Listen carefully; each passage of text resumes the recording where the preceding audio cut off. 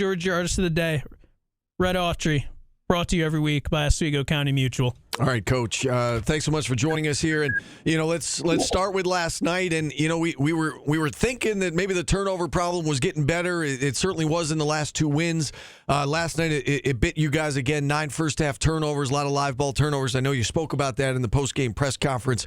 What can be done to solve this issue? Because it seems like guys are making plays that it's not like you're telling them to make those plays. I mean, what I guess how do you as a coach go about solving the turnover issue? It's a question that we talk about. Again, some of the turnovers that we made, it was probably one or two that were basketball plays. Other ones was just, unexplainable. It's unexplainable.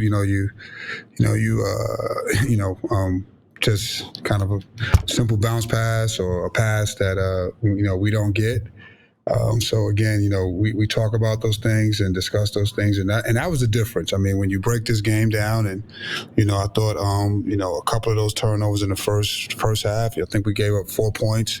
The bigger thing was the offensive rebounds. The couple that we gave up, they cashed those in, and that's the difference in that game. Because when you look at it, in the second half, we outscored them in the second half. In the first half, we played, up until that little stretch, and there's no answer. There's no transition defense when you make those type of live ball turnovers. You can't defend that, and those are the things that we have to clean up and do a better job of if we want to beat win consistently. That's just what we talked about. Yeah, and you mentioned those. You're right on the money with those stats. Clemson had 19 points off turnovers, 11 fast break points, 13 second chance points, and again, that made a huge difference in them building up that lead, and that lead turned out to be insurmountable, certainly in the second half. So we talk about turnovers. The other big thing to come out of last night again was the defense, and at times we've seen the defense. Like the second half against Notre Dame, defense was really good. Defense helped you win that game. What collectively as a coaching staff do you need to see on that end of the floor against the quality opponents? Rebound. Louisville game kind of went the same way. Clemson game went the same. So it's rebound. Yeah, again, we talked about it. Like the defense, again, their threes came off. I think 3 of their threes came off for offensive rebounds. That's 9 points. We don't get the rebound. We make them miss. They get a rebound. They swing it. They run something else. They get a shot. That's 9 points right there. And those are the things that are, that we talk about, that are frustrating, because those are we can rebound the basketball. And typically we're a decent rebounding team, one of the better rebounding teams statistically. But the times that we don't get them, they cashed in. They cashed in. And I thought, from a defensive standpoint, again, some of the live ball turnovers, you can't defend that. But just in the half court alone, when you just take that away, the things that stick out, the thing that sticks out is, those second chance points, those offensive rebounds that they got and cashed in. That they got 3 points. They got 3-point shot. I think they got 9 points off of that. That's the thing that sticks out about this game. And that half court, if you just look at it, half court solely defensively. And then again, you add into those couple of turnovers, and that's the difference. The margin of error, is not, is slim. It's got to be frustrating. And, we've been talking about this on the show that it's, I know you're telling the guys what to do. They understand what to do, but sometimes it's just not there. There's these lapses that you're talking about, for lack of a better term, right? They know what to do, but they're not doing it on every possession. How frustrating is that? Can you speak, I guess, to your frustration with just this particular team, that it's just, it's just you're not getting the results that you want? Yeah, I think everyone is frustrated.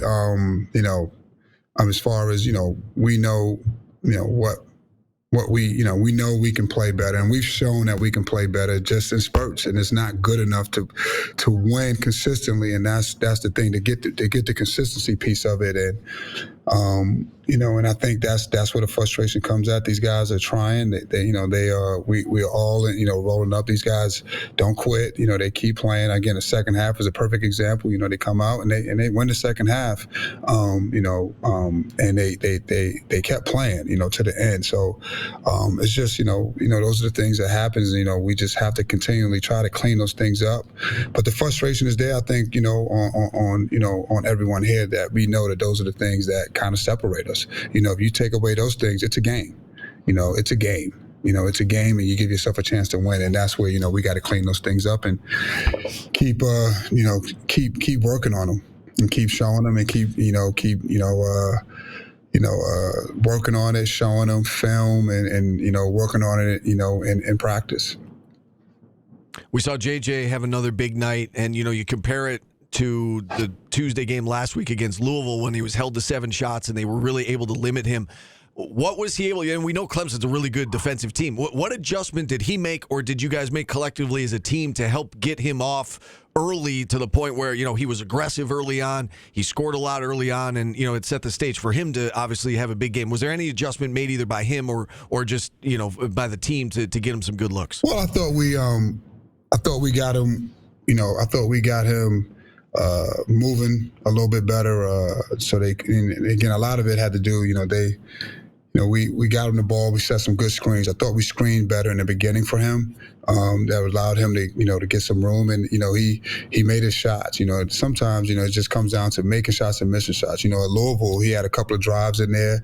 They rim out. He just couldn't get anything going. If he makes those shots, now it could be a different game. That game as well for him personally. So again, making and missing shots is what it comes down to sometimes. And I thought he had the good looks and he got going, and then obviously they made an adjustment, and I thought during that adjustment period, we didn't get the ball to where we needed to get the ball to at that time.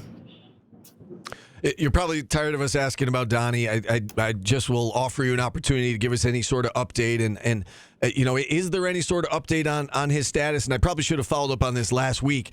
Just based on what you know of the situation, in your opinion, do you think we'll see him on the court again this season? To be honest with you, I'm not sure. I don't know that. I know he's working as if he is coming back, and we're as if he should come back. And right now, we'll know more.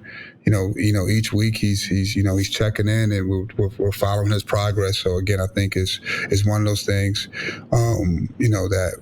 I always say it's kind of, you just don't know, what's going to happen. And again, how is he responding? How is his body healing?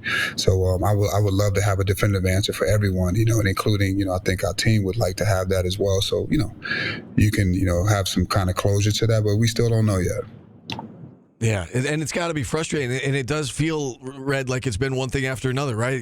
Chance with the illness to start the year, and JJ with the injury, and Donnie, with the injury, and you guys aren't used to losing. Like Syracuse basketball isn't used to losing, and the players on this team aren't used to losing.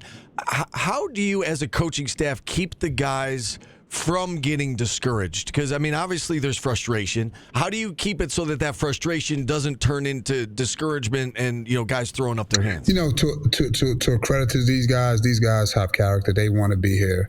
They want to play better, and they're not going to stop fighting. And again, if I see it, you're not playing, so that's who I am, again, so, that's one thing I could say is that this group is going to keep fighting. It's a lot to fight for.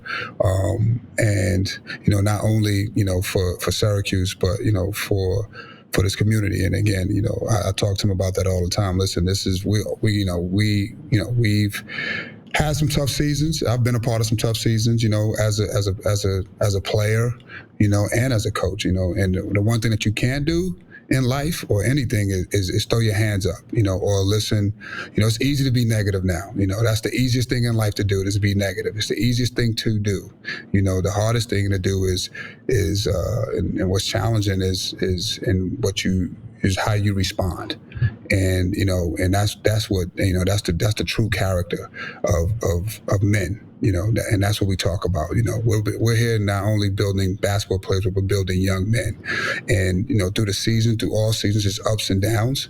But the biggest thing that you could take is it's easy to be negative. Everyone can be negative. Everything can be wrong now. But if you choose to look into that and let that get into your head, then it's not going to get better. It's just not. And these guys want to be better. We want to be better. We want to do better. So we choose the other way. All right. You got to stay positive. You got to keep working. And there is some positives in there, and that's what you got to keep doing. You got to keep building on. But one thing that you can't do is quit. That doesn't do anything in life. Well said, Coach. Let's look ahead now to the next opponent, and that is Pittsburgh on Saturday, a team that got off to a really good start in the ACC, and now they're facing some adversity. They've lost 4 in a row. They just went into overtime with that Clemson team you saw last night, so we know that they're capable. But you've got 2 teams desperate for a win on Saturday. I mean, what stands out to you about these Panthers? Great guard play. Great guard play. They got 3 guards that can all dribble, pass, and shoot. They got big guys that can kind of stretch the floor. Jeff Capel, he's done a tremendous job there. The last 2-3 years, you're starting to see the fruits of his labor pay off from the first couple of years, and now, they are a competitive team.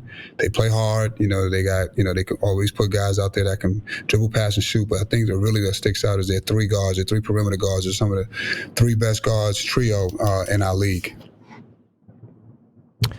Chance on Saturday to make it 4 wins in your last 6 games. 12:30 tip on Saturday inside the Dome on ESPN2. Coach, we appreciate the time. Best of luck Saturday, and we look forward to chatting with you again next week. Thanks, guys. Appreciate it. All right, that's Adrian Autry, brought to you every week by Oswego County Mutual. And with that, we'll take a timeout. We'll open up the phone lines briefly at 3.